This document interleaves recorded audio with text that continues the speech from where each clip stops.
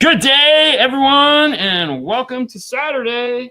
Welcome to Saturday. I hope you guys have had a spectacular week. Thanksgiving in full effect. I mean, we got to have some fun Thursday. Remember Thursday, Fernando? Mm-hmm. What was Thursday? Thursday was a good day. It was Thursday, you know. Oh, this guy right here, I swear, sometimes. Yeah. Pow! Right in the kisser. Anyways, we had the fantastic Thursday show on the beach. If you guys missed that, I'm sorry, but you should really go back and watch it. It was a lot of fun. We had Haley on. I hope you had a wonderful Thanksgiving, guys. Yes. And here we are. We're ready for questions. We're gonna kick it off with the fun and excitement that is the show. Yeah, pretty cool. Let's get Thinkware up and get that out of the way so that because I always try to. So this first segment is brought to you by the fine folks at ThinkwareStore.com. If you head over to Thinkware Store right now, they are still doing Black Friday deals. Mm-hmm. So right there, shop Black Friday deals before they're gone. So make sure, and you got the video loaded? Yeah. We'll go ahead and we'll play that. Let me switch over here to this one. And if you've got an awesome video like we got for you happening right here, you could submit this in and possibly get a $20 gift card. Look at that. Look at every time I see this, I want to go by that guy's house. Just like put a copy of this and be like, you're dumb. Yes. You're dumb. How we you're totally so do that. Dumb. Yes. Anyways, if you've got a young driver, if you've got anybody in the house that you feel, or just yourself, let's be honest. It doesn't matter. No, I think it's just safety. Dash cams are the way of life. I think it's just safety. Right for here. Anything. Yeah. Now I'm going to have Ludacris stuck in my head for the show. Roll out. Roll out. Mm-mm-mm. Yeah, anyway. I was thinking about Autobots. I was thinking Ludacris. I'm not 12. I mean. Hey, if your team is playing today, may they win. May you go sports. My team is going to play today. Go sports, go. Yes. So congratulations on the sports thing. Hopefully that is what you get. I don't know. I don't have a team. I don't. You don't have a what team. Is this? Mission Barbecue fueled the car up. No more money. Yeah. Happens barbecue. No, I remember when gas was like, I don't know why. Certain things pop in your head and they just stick there. I remember going to where you used to live, okay, yeah. And on Sunset in Highland. Mm-hmm. Highland? Sunset Highland. Okay. Yep. There's, the plaza, the supermarket, and, you got the Walmart there, and then there was the other plaza, and then there's like a 7-Eleven there with no gas station. Mm-hmm. The weirdest thing ever. And then right across the street, that used to be a Chevron. It used to be Stacy's Chevron. Okay. That's where I used to get my gas because I worked at the restaurant that's no longer there. Anyways, for some reason in my head, that's a scene that plays over every now and then. I went there to fill up for gas, and it was 72 cents a gallon. Oh, wow. 72 cents. 72 cents a gallon. And I had collected like $2.50 in change. Yeah, which wouldn't even get me a gallon of gas today. How crazy is that? Nothing. No, but that's one of those core memories. LOL, Dean, go sports. Yes, I actually have a shirt that says go sports. Right. Are you familiar with the brand new Nemesis Audio? Are they brand new? I feel like Nemesis Audio has been around for a while. Did they update it? They changed something? I mean, hold on. I'm not. Are you familiar with that? I've heard of Nemesis Audio. I heard of them, but that's what I'm saying. I didn't think they were new. I feel like they've been around for a while. For a while? For a while. Yeah. There you go. Nemesis Audio. Hold on. Let me go to the actual Nemesis Audio high performance. Oh, there you go. Yeah. Yeah, I feel like I've seen these guys before. Yes. Yeah, they make. I think they have a huge, like a 32 something subwoofer inch. Subwoofer inch. There you go. I tell you guys, that's what I got to deal with all day long. 32 inch. Did they make? I don't think so. They may have. Oh, look at that. It just keeps getting bigger and big. Oh, we got some pancakes. Yeah, no. Oh, 30. Yeah, is this it? It gotta be. This is 33. This is 33. 33 inch. Yeah. There you go. Yeah. See? Yeah, look. I saw that one on a video. Yeah. Oh, Exactly. wow. Look at that monster. Holy cow. Yeah. See, that's calling your name, Fernando. No, it's bigger than me. Dude, that's totally I'm cool. Yeah, but 30 you have this like I really fascination wanted with a these huge, giant like, woofers. you know, I Yes. love the T3, the T19. Dude, the first time we were at Knowledge Fest in know what I'm Fernando, talking they had a about. Sound Digital. No, I'm sorry, Ground Zero. Giant woofer over there. Fernando's like, bro, I'm going to get us one of those. I'm like, good luck. yeah, good luck. I really want one. Dude, that's cool. Yeah. You know? Wait, what is? All right, hold on. The blue cable, side door trigger. How to connect it? The blue cable, side door trigger. I don't know. What are we talking about here? Yeah, I was gonna say. I feel like I missed something, but that's all right. It's all right. Tap into it. Okay, here we go. This is universal alarm from Amazon. The white cable and brown cable were to connect. Where to connect? And remote open to close the same button. Is that normal? Yeah, it usually means that there's a smart module that you need of some kind. Now the problem is like the Amazon. Yeah, the Amazon is the Amazon alarm. It's just as far as that goes, like okay, so for example, in the world that we live in, when it comes to alarm installation, like DirectX, there's a service called DirectX, which is run by Vox, and you have to buy alarms from them in order to have access to it. Mm-hmm. We don't have access to it, so that now opens us up to some of the other things that are like Mitchell's and All Data, which are about $250 a month. That's why a lot of people will continue to buy alarms, whether they need them or not, so they can have access to this information. We do neither, because we don't do alarms anymore. So that's kind of where we're at on that one. It's kind of a bummer, but yeah, most of the time there's like a smart module. It's just most of those alarms are like pretty basic now. Yeah. Like you just 2-wire hookup and power, ground, and accessory, and you're out. Yeah. They connect to the CAN bus wire and the what?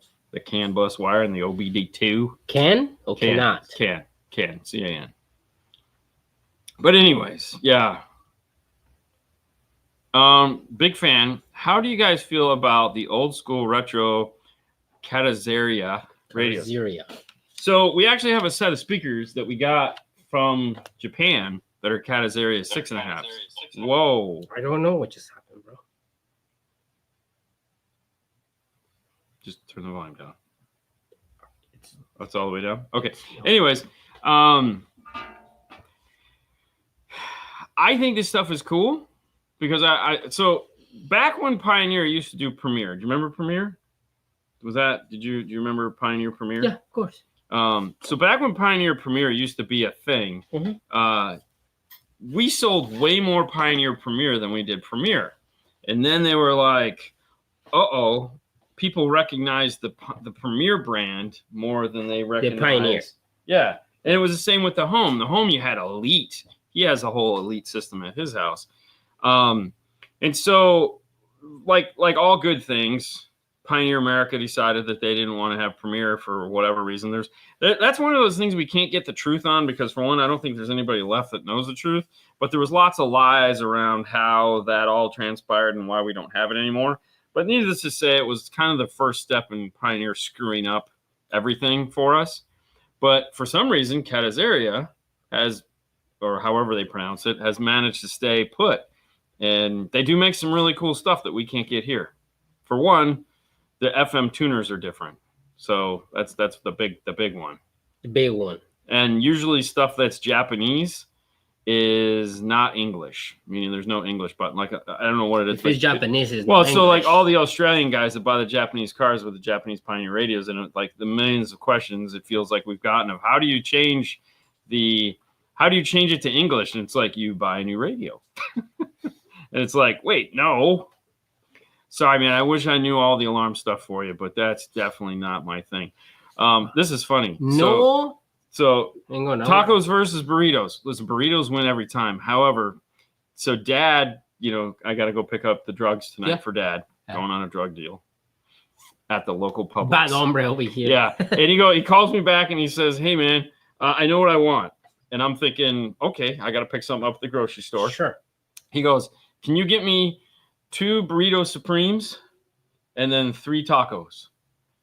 I said, okay, from Taco Bell. Sure. And then he's like, and he calls me back again when you saw the ring. And he goes, oh, you better make those soft tacos because I can't eat the corns.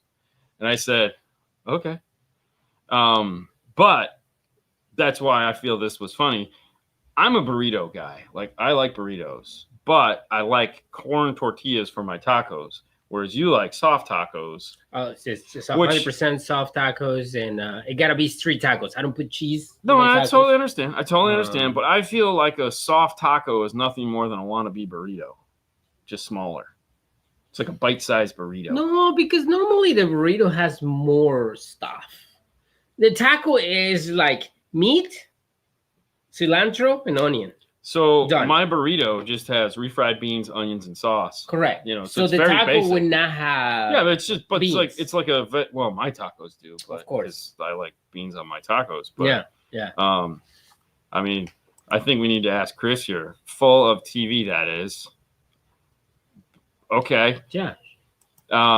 Brad. Hey, Blackbird is 75 watts at 4 ohm stereo, 125 watts at 2 ohm stereo, a 250 watts bridged. So whoever was asking that question, yes. I don't know, but Brad has set you straight, and Brad would know. How he knows? Well, because he paid for this cool little hoodie we were wearing just a minute ago. Like, they called us up and they're like, hey, man. And they made us these awesome hoodies. Yes, so, yes, they did. You know, they pulled a page out of Natasha's book, which I was really excited about. And they're embroidered. Oh, they spared no expense. You know, so, oh, yeah, Brad works for Arc Audio. Yes. Blackbird is not going to run 1.3 ohms. Don't even get him started on it. Why would you? No, don't even get him started on that. That's this guy right here. If you want to talk about that, we'll talk about that later. That's Spike mode. But no, it will not. It's not made to do that. No, sir. So, and there's a whole, trust me. Okay. So Brad is an engineer. Okay. So that was his question right there. Yeah. Okay. Brad. Yeah. Arc Audio. Okay. So Brad took care of you on that. Mm-hmm. And so Brad is an engineer along with the boss at Arc Audio. That's just a really nice guy. I love Brad. Now I want French fries. Inside joke. Anyways, anytime I have a question about power supplies, there's 2 guys I call. One of them being Brad, and he's easier to get a hold of, and way more fun. So I had a question on power supply, and because of the 1.3 ohm load. And in brain thought, you think, okay, you know, like 2 ohm, 4 ohm, 1 ohm. If you're doing 1 ohm, you should be able to do like 1. And it doesn't work that way. Power supplies are like children. They like to see certain things. And if they don't, like, no. So it's really weird. But either way, no. The answer is no. Can't do it. Thank you for taking the time to speak with me yesterday. The pillars have been ordered from Sounds Good Stereo, and I'm excited to get the system installed. Miguel, no problem. I actually talked to Sage about it today, too. So things are good. I appreciate the call. Discuss with Paul. You bet. Glad that worked out. So he was listening to the Thanksgiving Day show when we were talking about pricing. Mm-hmm. I love it when people quote me. Quote you from a video. Oh. I'm like, well, in the one video you said this. And I'm like, I bet I did. I have no freaking clue. All right. So Fernando, not the car body metal, but the door panel. Yeah. That's the plastic. That's the plastic. Okay. Okay. Yeah, door card. What is the recommend for sound dampening vibration? I would say everything it's around the speaker. You know, focus on the speaker, around the speaker, and then on the top where the door switches are. You normally, what I do is put it on the door panel. No, what is our holder? Yeah, it's literally a door. Door holder, and I just tap it, you know, see what makes sounds, and just try to. He does too. It's really annoying. And yeah, I mean, I know I have to, and yeah, ideally focusing around the speaker. Yeah, ideally, if you can get your hands on. So keep in mind, we're limited on how much we can put on by whatever the budget is for the customer. Yeah. So that is always step number 1. If you can get your hands on some of the acoustical egg crate foam, it's really nice if you can cover the whole door in that, along with some, sound treatment. The more you put on it, the better it is. Just keep in mind it has to be able to snap back on. So that's always the most important thing. And also, I will throw this out, as we often say, like Andy's the place to go for, Audio Frog University. For sound treatment, kind of the de facto web page to go to that I often refer to is Nick's page. Nick's. ResinX. A lot of information. So you go to ResinX. It's probably like resinx.com. I just fast key it now. But he has a whole bunch of write-up. This is one guy that has spent way too much time on sound treatment. So he's done very good research. He also sells a really nice sound treatment. It's what I have for my car if I could ever get around to it. Actually, what we're probably going to do is put it in Fernando's car because we have a ton of it. And it's a really nice sound treatment. Dude, I'm going to sound treat the whole we already sound treated the dash. So, all right. All right. Hold on. Go ahead and drop yours. Bust that here. We'll get with this 0. Dropping it? Yeah. Drop it like it's hot. Drop it like it's hot. Yeah. I don't know the next line. Hey, this next segment is brought to you by the fine folks at Audio Control. Hey, we talked about it earlier when we were talking about Spike Mode. Spike Mode is just that. It's running 3 subs on your amplifier. This is something that they were so excited to get into the workflow on the new Altitude series amplifiers. So along with some of the other cool settings it has, if you're interested in finding out more, make sure to head over to audiocontrol.com. And for a reference point, this big guy right here, this is the 1500.1, has the cool valet mode feature, which will automatically, it's on this side, which will automatically hook up a toggle switch to that, will mute down the system. So it'll still play. It's just not going to play really loud. So if you're going to valet park your car, or you got that pesky teenagers. Was it for you pesky teenagers, we would have been. Anyways, it's got the cool Altitude end that everyone thinks is really sexy, which I would agree with. It's like Hulk grabbed it and squeezed it. So anyways, Spike Mode. Yeah, Spike Mode just means it can run at 1 point. Yes, it does.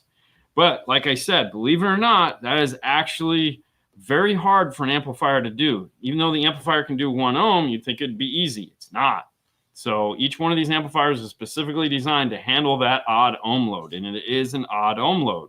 So keep that in mind. It is a thing, but not all amplifiers will do it properly. So Audio Control Altitude series amplifiers. Series amplifiers.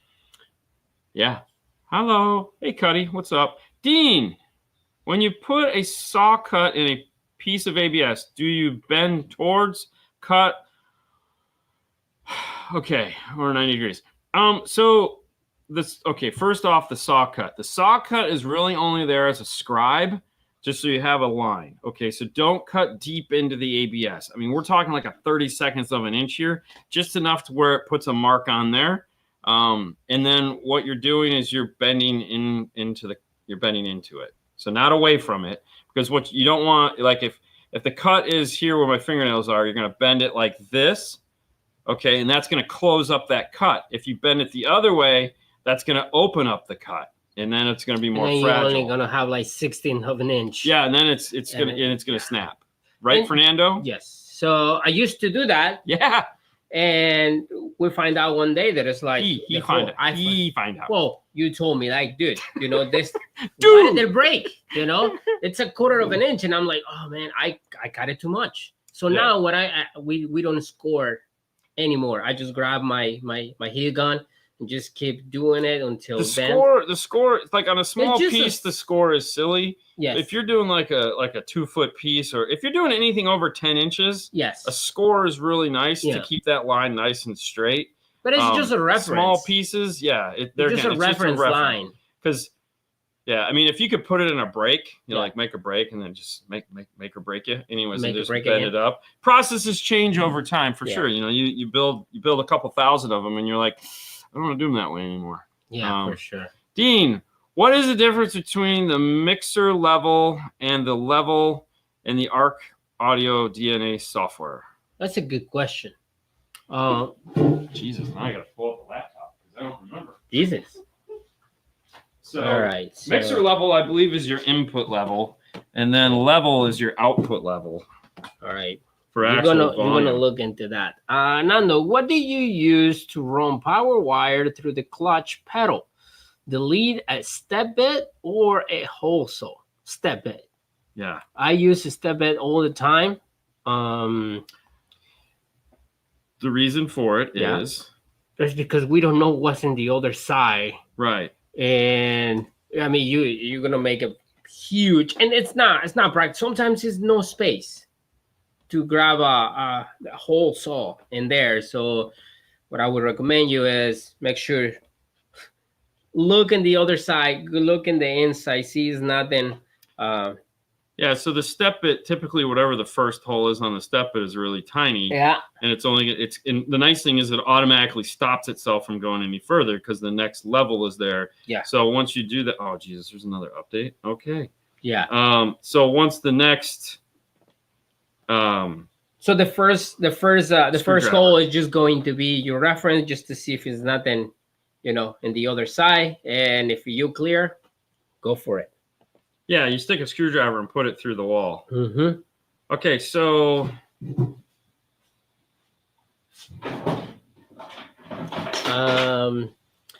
Brad said, no, the Blackbird does not do any kind of load adjustment. No, it does not have a resistive loads built into it. They did not. For one, the size. They just, and also, they're not necessarily sold on all of that nonsense. All right, let's come over here. Go ahead and remove blocks. I just wanna put this one right before that. Yes. Very nice. All right, so I'm gonna pull audio control away for a minute. Yeah. So this is what we're looking at here. So this is the input. This is your input gain wizard.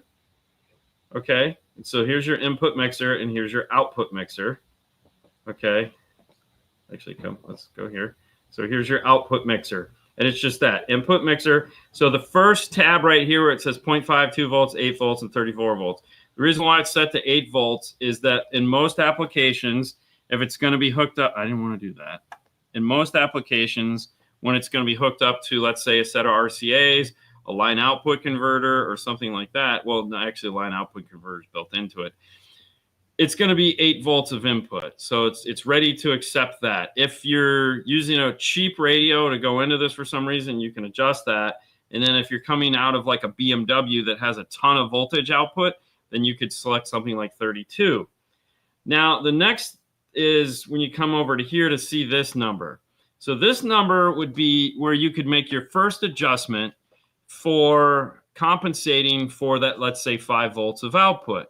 So if you're like, hey, I'm not getting enough volume here, then you can come in and you can turn this up. So let's say add another volt to it. Very rarely will I ever do this. Like I never touch this portion of it because there's plenty of other places to add volume. I don't want to screw with the input sensitivity, so I will typically leave this at 0. I think there's only been one time where I've actually gone in and turned this up just because whatever we were connected to sucked so bad. But it worked out great. But that's where this will come into handy, is you can turn up the input gain for it. But keep in mind, that's where you're turning up that input gain and making it more sensitive. The mixer gains are used when you're doing channel summing. You can use it there too, because that'll allow you to, if you have a tweeter that's at X voltage and you have a mid-range at Y voltage and they're not the same, you're either going to have to turn one up so that when you're looking at the acoustical output electrically, if it looked like this, where you have this big amount of mid-range and this low amount of tweeter, and we need it to be flat, I'm going to turn these up so that it's level. So that's where all of this can be done, is in this input. When you get over into the output mixer, there again, typically this is where you can turn up your gain to get more volume out of it. You also keep in mind, the easiest thing to do is right here on the, oh, I can't see it because we're in the way. The easiest thing to do here is on this master volume control right here, where it says +6. There you go. That'll turn everything up +6. So you don't even have to really screw with this page if you don't want to, because you can easily just get an extra 6 dB just by turning the volume up instead of having to go in. Now, there again, now you say, okay, well, what about level matching outputs? Well, if we come over here to level, this is where the level control is also done. So this is where it gets fun. It's 0 dB here, but now I can go ahead and turn up another 12 dB. All right. So there is a lot of places to get volume adjust. That's why I typically will leave that first page, if I'm not doing summing like Brad pointed out, at 0, because I can do so many other level controls in the amplifier. So a typical system, let's see if I have any. Hold on, let me see if I have one that I can load up real quick. What is this? Haley's tune. No, Honda tune. I don't even know where I have all these tunes at. This would be nice if I could just load a tune. Yeah, no kidding. Bronco. Here we go. Let's see what the Bronco looks like. See if it opens this. Okay, let's close that. And we'll open this back up. Nope, didn't. Okay. Let me close this. Let me try this again. There we go. Dun, dun, dun, dun, dun, dun. No. Oh, hey. Nope. Nope. It's telling me I need an update. Of course it would. Does this even have anything? I don't even know if this is a real thing. No. Thank you. Oh, you know, it's not. It doesn't see the DSP, so it's not actually giving me the thing. Okay. So, anyways, there you go. There's where a bunch of your level control is at. So as you can see, there's plenty of places to acquire more volume. Volume has never been an issue. And if you have a good DSP, then there'll be plenty of places to move those controls around. One of the nice things about the more advanced DSPs is that they have so many places to adjust things. Hey guys, who do you recommend for sub boxes? Depends on what kind of sub box you need. The reality is, because now that's a tough one, right? Because like if you look at like AudioControl now makes boxes for just about everything. Mm-hmm. So you can buy their car audio. So you have all these control with their subs. And again, I understand that you might need, you know, something custom made, which we'll get to. So like they make wedge for trucks, they make full size boxes, they make custom boxes for pickup trucks, as well as Jeeps and Broncos. So you have a ton of stuff happening there. Now, truck boxes are definitely the more popular out of the two. Fox Acoustics is another big one that we use if Rhino lined will work and you want to do full size subwoofers underneath the seats of these big trucks. Joe Fox typically finds every single inch that you could possibly ever find under a seat, behind a seat, around a seat, and makes boxes that just bang. Yeah. So they're worth every penny. We also, there's a place here that we use, I think they're out of Florida, which is like Z enclosures. I want to say Z enclosures is another one that we use. For a twin JL10s. So for an F-150. I would look at the Fox box. I would definitely look at the Fox box for sure. If you've already got the woofers, that would go Fox. Yeah, no question. Make sure that they'll fit because they give you all the measurements there. It's not Sage doesn't make this one. Sage does. If you want a pretty box, that's what I was going to say. If you want a pretty box, vinyl and carpet and maybe add lights and LEDs, all that fun stuff. Yeah. I would look at Sounds Good Stereo out of Tennessee. They're mail order. So Sounds Good Stereo. What did I say? Yeah, I'm just repeating it. I know. I just make sure I got it right. They have Black Friday deals going on right now, so you might want to check them out.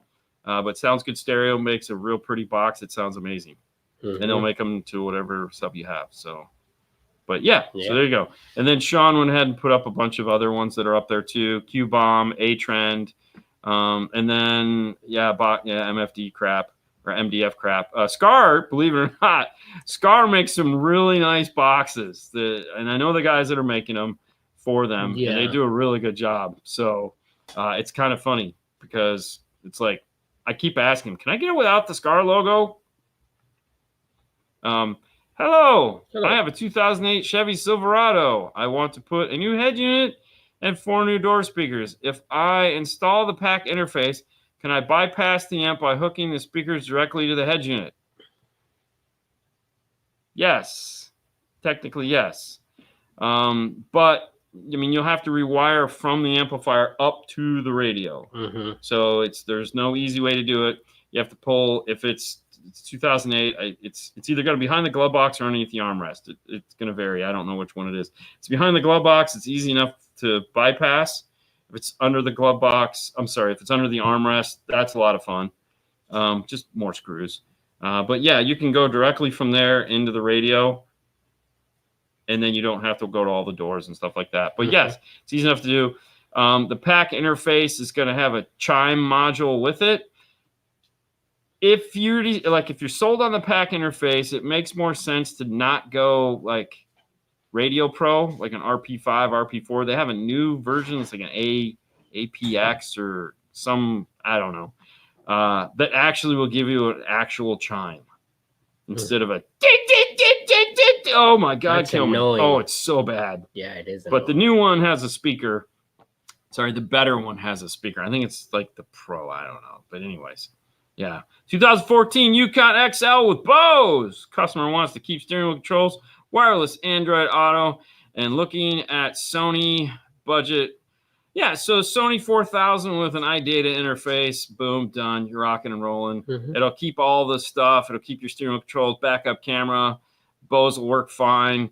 The Sony 4000 is going to give you wireless Android Auto. That's the first one in their lineup that does that. So, yeah, we do it all the time. It looks good in that dash kit. And there again, one of the things you have to keep in mind, either A, as a consumer when going to buy something, or B, as a retailer trying to talk to a consumer is, listen, sometimes it doesn't make sense to listen to the customer, okay? And that's sometimes listening to yourself. When it comes to the smart interface, just buy the best one, okay? There's a bunch of them out there. Like Pack makes too many versions of them. It's ridiculous. They have a version for everything. It's silly. Whatever their best one is, just buy it. And the reason for that is it's going to do everything, okay? The best one they make covers all the headaches. The nice thing about going iData is that they only make one. So it does everything it needs to do right out of the box. And all the accessories that you could possibly need are there. Yeah. So it's worth whatever money they're asking for it. And that's the one part that we always listen. You can do whatever you want over here. This is the interface we're going to use. And anytime you switch from that, it bites you in the ass. Right, Fernando? Got bit in the ass last night. Anyways, moving on. Sorry. I'm gonna click this right here. I got it. Okay. Hey Dean, when crossing over bigger drivers like 6x9s or 7-inch speakers at 65 or 75 hertz, do you cross over subs the same, or do you cross the subs at 80 hertz no matter what? Okay, so typically I don't care how big the driver is, I don't cross it over at 65 or 75 hertz. Okay. But the reason for that is 80 is good. Okay, it depends on your slope. Like if it's just a set of coaxials in the door or mid bass in the door, and it's a really basic system, it's going to be 80 hertz at 12 dB. All right, and that's going to work the best. I would rather do that than, I'm going to get more bass out of it, or mid bass as it were, by just going to 12 dB. So a lot of the times it'll be like if it's a two-way set, it'll be a Linkwitz-Riley between the tweeter and the mid bass. And then between the mid bass and the subwoofer, it's going to be a Butterworth 12 dB. That's going to give me plenty of mid bass. The thing you have to remember is you put too much bass into the door and you don't properly insulate it. For one, the speaker's just going to be flapping around in there, okay, moving way too much. You're going to get rattle. You could get cancellation if whatever you're mounting it to isn't rigid enough and the speaker starts to move and you get cavitation, you're going to get cancellation. So there's a lot of reasons to just leave it at 80 hertz.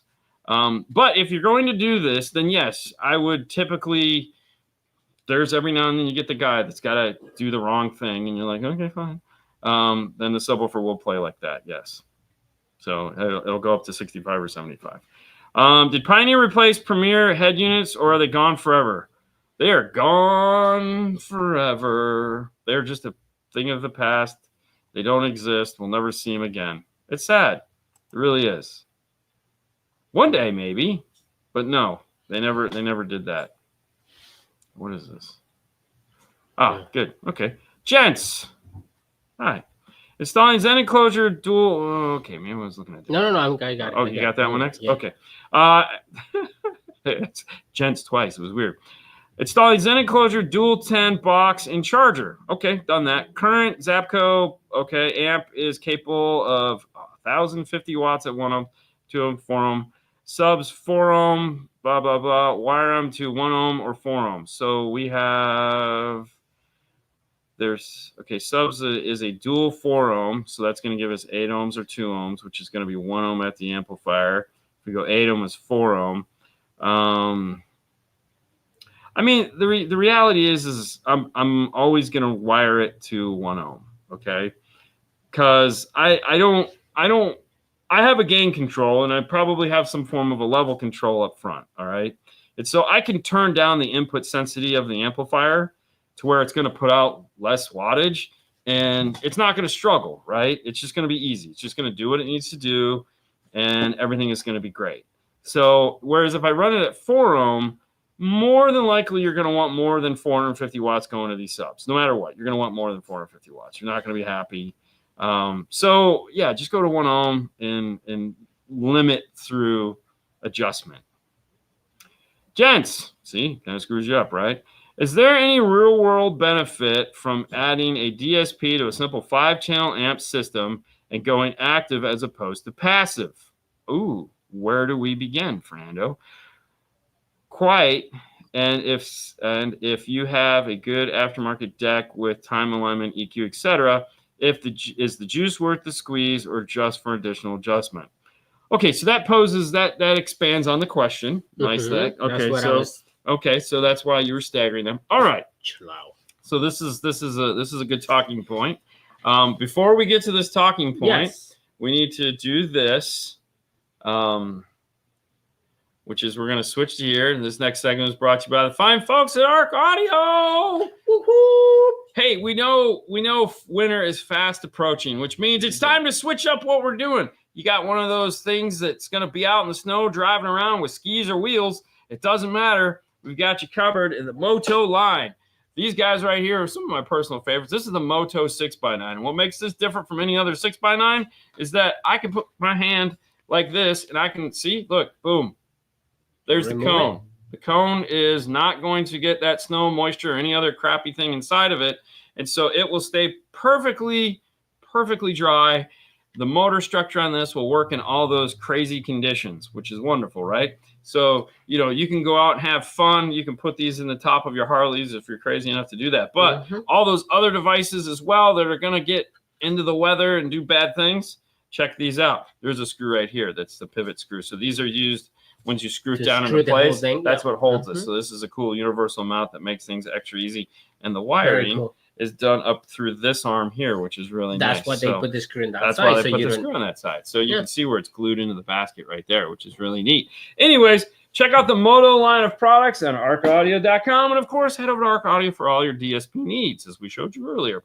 Okay, so the question is, I bought this brand new Sony 9000 that has a cool DSP in it. I bought a Kenwood 958, has a bitchin' DSP in it. Or I went full crazy, went for the 1057 because I got that kind of money and I want a radio that floats on my dash like a UFO, looking all snazzy with a knob.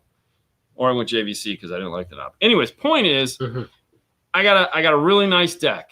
Now, if I have a crappy deck, this doesn't apply to you. And what I mean by that is, if you bought anything other than the 2 radios we mentioned, this probably really doesn't apply to you. Because you're not going to have the adjustments you want.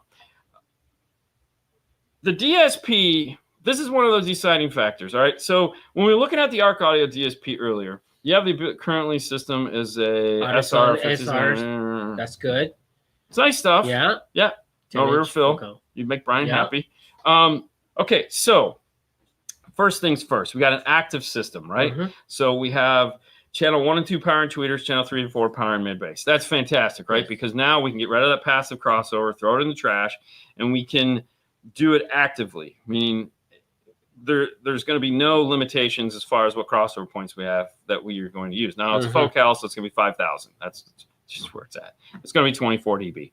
But the thing you have to keep in mind is that something you can't do with a radio, now you can with the Kenwood, is you can, because it has a shelf filter built into it. A shelf filter will allow you to turn tweeters down, okay? But it won't let you, yeah, it will. It'll allow you to do a little bit of attenuation with that shelf filter between left and right. Whereas in a DSP, it doesn't use a shelf filter. It uses gain, volume. Level. So I can actually level the tweeters out, okay? And if you use something like an Arc Audio center point, you can actually adjust them both at the same time, which is fantastic. So we get better control of the speakers with level control. The other thing, too, is like, tweeters are right here and they're super excited. Mid bass are down low and they might not be excited. So we can bring both of the tweeters down, level them out, and then have the mid bass play up higher and get more mid bass out of the system. The EQ portion of it is a radio is great because a radio gives you global equalization, meaning it just says everything sounds the way it does. Now keep in mind, is the juice worth the squeeze like you asked? This is something you have to decide. So if you sit in your car and you're like, man, I love this, I am so happy with my purchase, then no, the juice probably isn't going to be worth the squeeze because you're going to need to really squeeze, because if you've never used a DSP before, you have to learn how to squeeze. So it's like you're finally, I'm going to squeeze this for the first time in my life. It's a DSP. It's got a lot of bells and whistles, all right? And it's not just by buying one does that make your system sound better. No, not at all. You have to learn what all those sliders do. So, you know, it's taken us it's not a 5-minute process. It's taken us a while to get proficient in DSP, and we use everybody's DSP because I like to know how to touch everything on a DSP. Don't go there. So there's that.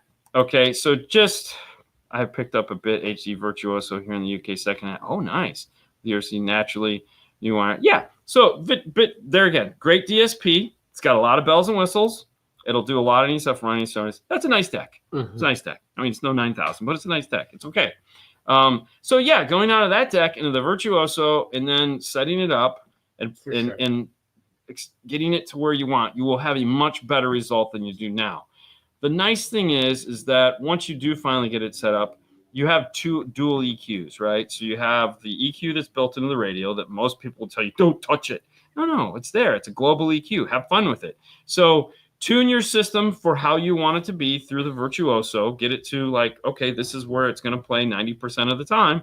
And then you can use the global EQ built into your radio to do any changes. So the first thing you're going to do is you're going to match acoustically each speaker to the one driver's point, okay?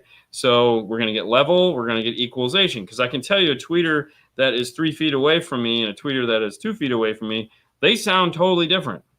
And in some cases, it's fine. Like if you don't know, you don't know, right? If you don't know, you don't know. If you don't know, you don't know. But once you do know, you can never go back. And that's the other problem. No one is going to know. Once you've gone down the dark path of DSP, there is no turning back. Perfection is just, you're going to chase it. You're going to chase it. You're going to want to hold it. You're going to want to be like, I want it so bad. Give me those buttons. How to deal with a BMW smart alternator voltage dips when coming to idle, so amp shut off till alternator turns back up. So this is one of those weird things that Honda's had for years, because the Honda alternator doesn't turn on until you're going 45 miles an hour. So the reality is this is a capacitance problem. And the fact that it's a new BMW, that really makes it tough because they're smart systems. In an older vehicle, what we would do is we'd address, all right, how much capacitance do I need? Meaning, how much voltage do I need to have on reserve so that I can play the system while it's not charging? All right. And then I would add that battery to the system. And then when the car would turn back on, it would hopefully fulfill my needs. I don't know how well that's going to work in a BMW system because it might screw up the body control module in the car, seeing all that voltage. And we're not using proper battery isolators anymore. We're using big relays, which is not an isolator. It's a switch. And there again, I don't even know if you could use an isolator, or actual isolator, because an isolator is 3 diodes. Okay. that prohibits the system from backfeeding into itself. Okay, it totally isolates out the system. Whereas the relay, the big thing with the 4 bolts on top, too big, too small, is just a switch. It just does this. That's a 2010 Mini Cooper. If it's a 2010 Mini Cooper, you could probably add a second battery to the system. How about a capacitor? No, because the capacitor is designed to charge and it does this super fast. Okay, that's why we use capacitors. Most capacitors, like the spray paint cans with meters on top, is what I call them. They suck. The hybrid capacitors, like Rockford still makes one. There's a couple of companies that still make them, which are bigger and have a lot of small capacitors on them and actually give you capacitance. It really just depends on how big the amplifiers are. Okay, so but a capacitor bank is designed to charge really fast and discharge really fast, and in some cases can be more harmful than helpful in a low current situation because it is going to want to fill itself up, okay, fast. And if the current isn't there, it's still going to want to do it. Whereas if you have a battery is like a bucket of water in the back that is storing current for you to use. So yeah, you have a big amplifiers. You got big amplifiers. So the other option would be to go with smaller amplifiers. But I would probably look at some form of a small battery. I'm not going to tell you what kind because there's tons of kinds out there now. The battery plate, like Metro makes batteries. Excess Power. Excess Power makes a ton. That's what I was trying to think of. I would look at something like you're probably not going to need something really big because you're going to get a smaller. The batteries are pretty small now, but you probably need a battery. And then, like I was talking about, you're going to need a switching relay to go between the two. Richie, Brad has a how low is the voltage drop? It's curious. Yeah. Brad wants to know. Answer Brad's question. Yeah, Richie. Because he's going to tell you should just buy like his amplifiers because they don't do that. But no. But the Rockfords are big boy amplifiers for sure. They draw a lot of current. They are. Yeah, they are. Can I mix regular batteries with lithium batteries? That is a question for excess power. Okay, I will straight out tell you I am not the battery guy. So I read and when I go into people are like, don't do that. Yeah. So I would talk to excess power about that. They are the battery experts. I bow to them. Yeah. Okay. Yeah. That's where you want to go. You want to talk to them. Okay. So Richie tells you, Brad, when coming to idle 12.5 and then jumps up. So yeah, at 12.5, it shouldn't be a problem. No. Like it shouldn't be a problem. But I think what it is it's those big older amplifiers. They're just not set sucking up. all the. Yeah. Well, it's a 604 and 1001. I wonder if that's an R1 or an R2, an R series. I was thinking more like the Punch. The Punch 604 and the 1000.1. Yeah, it could be. Like that big amplifiers. Yeah. DS18 and Scar. Yeah, hold on. You tried to touch something. Okay, let me. All right. Have batteries, XDs. Yeah, I mean, so does everybody has batteries now. What is it? American Base has batteries. American Bob has batteries. Here's the thing: there's experts in everything, right? And really, let's be honest. When you think of batteries, excess power kind of like is the aluminum foil or the tissue. It's the Kleenex of the batteries. That was, I don't know why I said aluminum foil because I was thinking of Reynolds wrap, because I got the Reynolds wrap. No, I have plasticky crap I got from Walmart. So those amps are class AB. Yeah. So they're very efficient. Yeah. Punch series. Yep. There you go. Series. So you got big boy, big dog. Like that's the, I agree that shouldn't be a problem. And 100%. It shouldn't be a problem, but with those really inefficient amplifiers. The other thing, too, is it's a 2010. How new is the battery under the hood? Correct. And the other thing, too, is are you being the douchey guy that goes up to the stoplight and plays his stereo at full blast when he's just sitting there?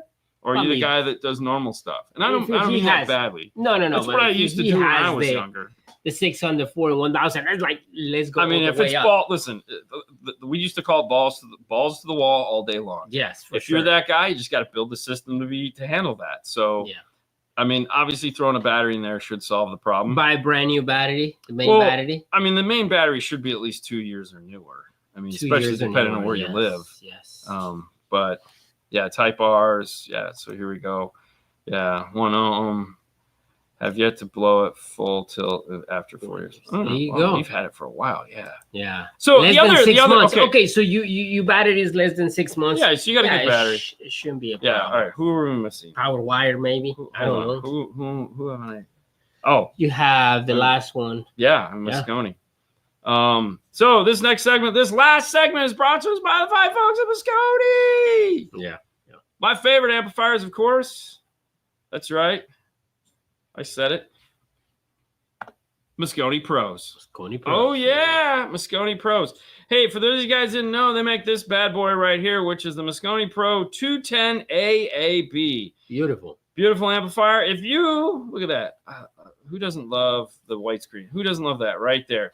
Now, for those of you that are familiar with the famed 430 amplifier that Fernando's is sitting right here, of course, the AAB is built off of the smaller chassis footprint right here. It looks just like this, except for right here, it has a cool little sticker that says AAB on it.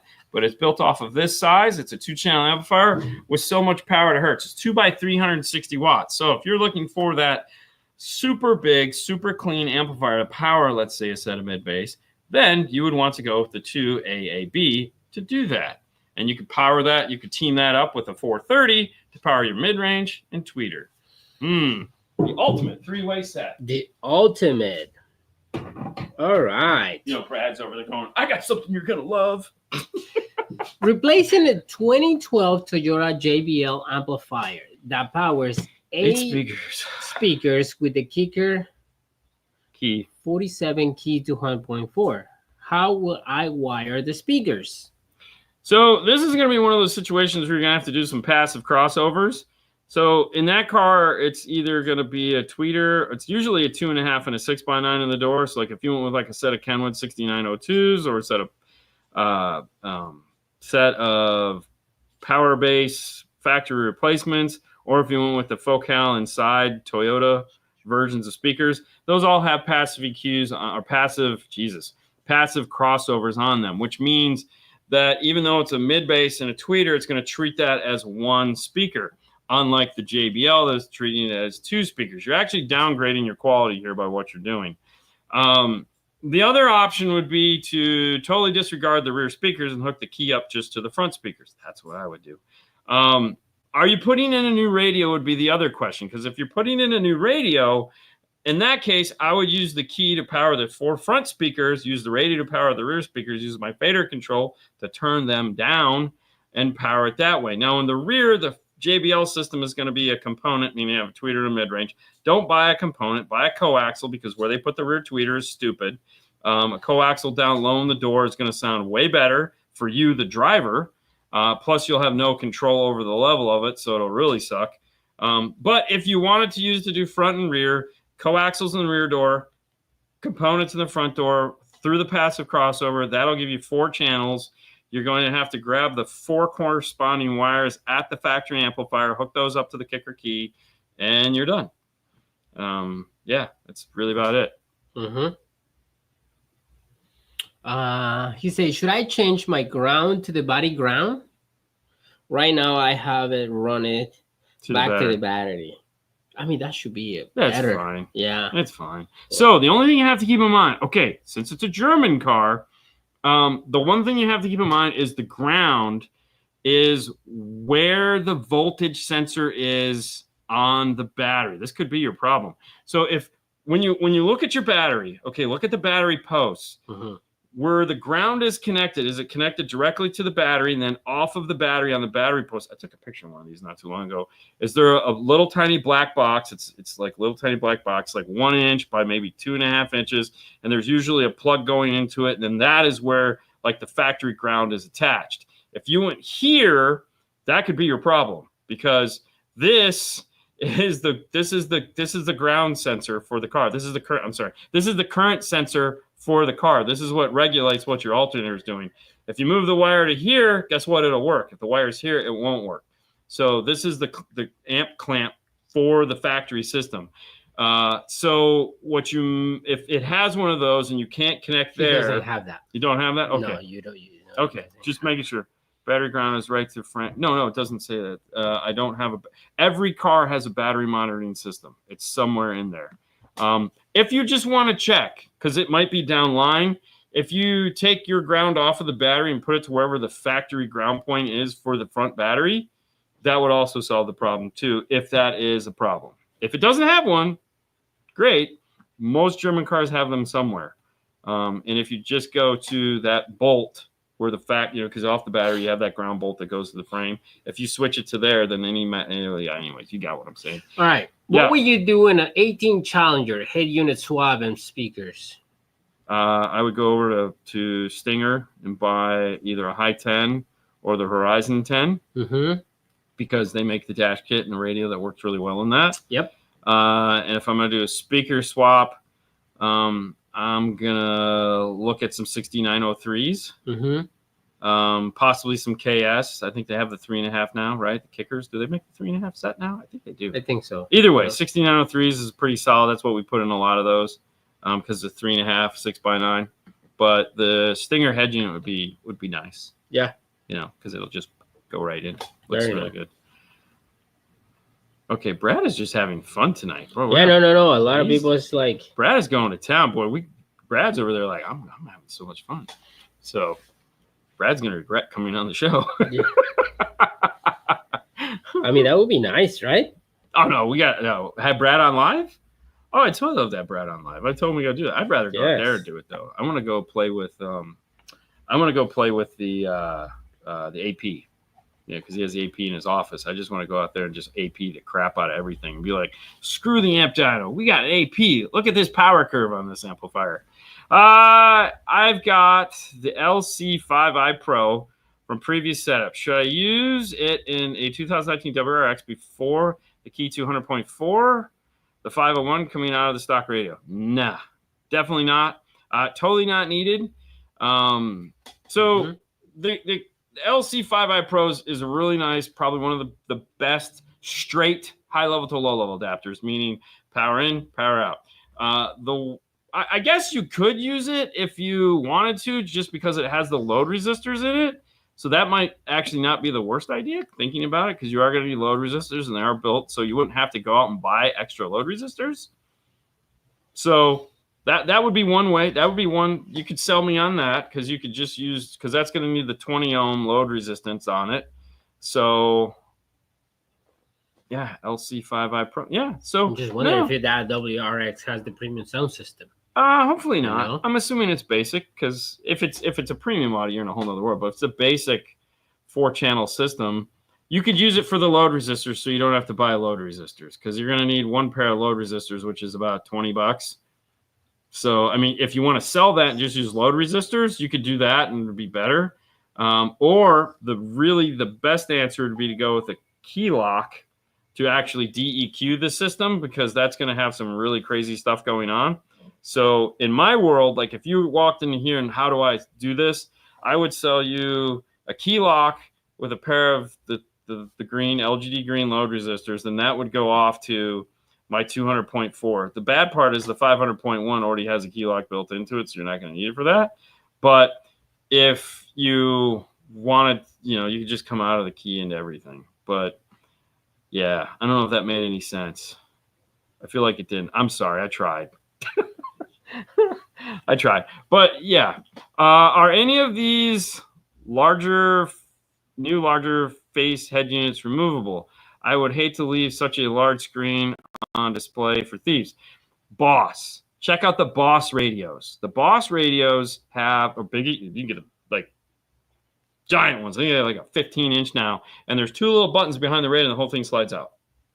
That's it. It's like magic. So Boss Elite, I think, has it. So if you're looking for something that's better. Now, if you're in a hurry, I understand. But Boss will be iData compatible here any minute now. And they might already be, but they're going to be shipping iData compatible units. So if you're like, I really want a radio that works with iData, just by the end of the year, I think they'll be shipping the new ones that have iData compatibility. But as far as the easiest radio to pull out is the Boss. Look at that. Just check the mailbox. Big thanks to Lisa at ARC and Brad, another real customer service. Yeah, those guys are great. They're phenomenal, yes. Non-amp, non-Starlink. Perfect. Yeah, so like I said, if I was going to do that car, I would go load resistor, I would only come off the front. I would go, because I'm not doing anything rear, okay? So I'm going an LGD green off of the front into a key lock to DEQ the system, out of the key lock into the 200.4 and the 501, okay? I'm gonna key the tweeter in the mid-range acoustically, which will re-EQ the system, okay? And then the 501 is going to all set and ready to go. I don't really have to do anything at that point because it's already DEQ'd from the key lock. You could have done something other than a 500.1 at that point. You could have just done like a 400.1 or an 800.1 CX. If you want, they don't match. So, but yeah, there you go. So that's what I would do. Sell the, yeah, I don't know. It's that time. All right, last question. 2018 F-150 regular cab, and I would like to use Alpine ILX 407, 507 with the KTA 450 plus and minus. Thank you. I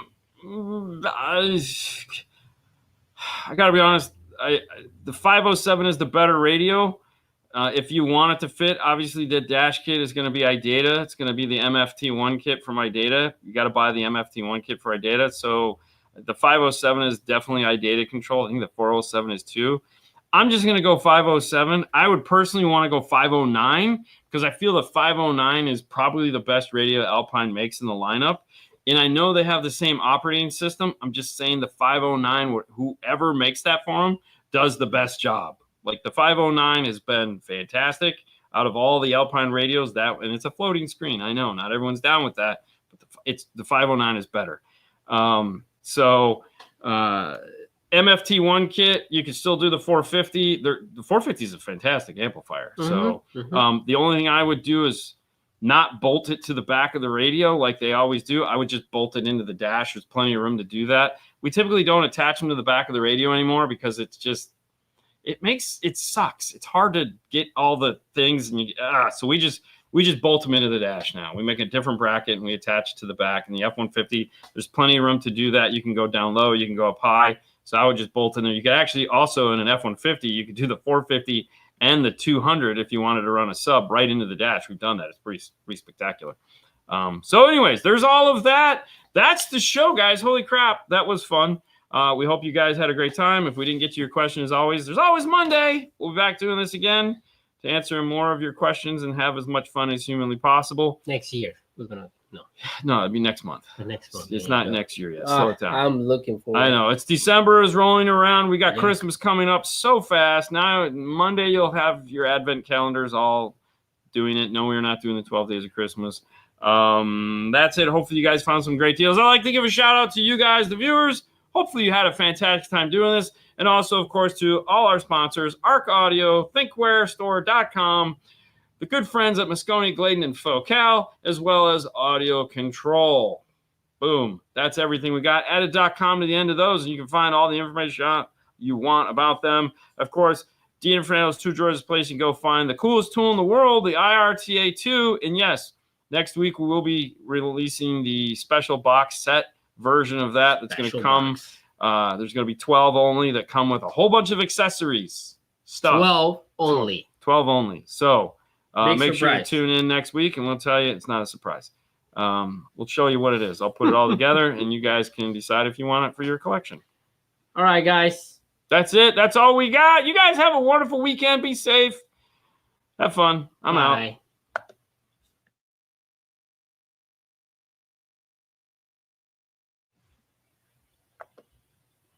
Oh, by the way, thanks, Brad.